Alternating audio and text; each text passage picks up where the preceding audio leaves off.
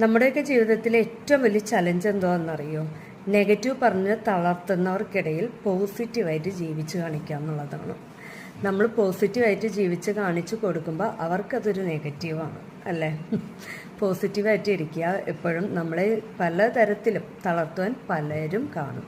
പിന്നെ നമ്മളുടെ തീരുമാനം എത്ര പേരടുത്ത് നമ്മൾ സജഷൻസ് ചോദിച്ചാലും അവർ പറഞ്ഞു തരുന്ന എല്ലാം നമുക്ക് ഉൾക്കൊള്ളാം, എടുക്കാം, നല്ലതൊക്കെ എടുക്കാം, ചീത്തയൊക്കെ നമുക്ക് വേണ്ടാന്ന് വയ്ക്കാം. പക്ഷേ തീരുമാനം നമ്മുടേതായിരിക്കണം. ലാസ്റ്റ് നമ്മളൊരു തീരുമാനം എടുക്കില്ലേ, അത് നമ്മുടേത് മാത്രമായിരിക്കണം. വേറെ ആരെയും നമ്മൾ അക്സെപ്റ്റ് ചെയ്യരുത്. കുറേ നമ്മൾ നല്ലത് കേൾക്കും, ചീത്ത കളഞ്ഞിട്ട് നല്ലത് നമ്മൾ എടുക്കുക, നമ്മുടെയും കൂടെ തീരുമാനങ്ങൾ ഇടുക. ഇപ്പം നമ്മൾക്ക് വേണ്ടി നല്ലത് മാത്രമല്ലേ എടുക്കുകയുള്ളൂ. അതിപ്പോൾ എന്ത് കാര്യത്തിൽ വേണമെങ്കിലും ആയിക്കോട്ടെ, നല്ല കാര്യങ്ങൾ നമ്മൾ സെലക്ട് ചെയ്തിട്ട് നമ്മുടെ ജീവിതത്തിലേക്ക് നമ്മൾ തന്നെ നമ്മുടെ തീരുമാനങ്ങൾ മാറ്റി നെഗറ്റീവ് എല്ലാം കളഞ്ഞ് പോസിറ്റീവായിട്ട് ഇരിക്കുക. എപ്പോഴും പോസിറ്റീവായിട്ട് തിങ്ക് ചെയ്യുക, എപ്പോഴും പോസിറ്റീവായിട്ട് ഇരിക്കുക, എപ്പോഴും ഹാപ്പി ആയിട്ട് ഇരിക്കുക. എപ്പോഴും സങ്കടങ്ങളും ദുഃഖങ്ങളൊക്കെ നമ്മുടെ ജീവിതത്തിൽ വന്നും പോയിക്കൊണ്ടൊക്കെ ഇരിക്കും. ആ സങ്കടങ്ങളൊക്കെ വരുമ്പോൾ അത് ജസ്റ്റ് ഒരു ഗസ്റ്റാണെന്ന് മാത്രം വിചാരിക്കുക.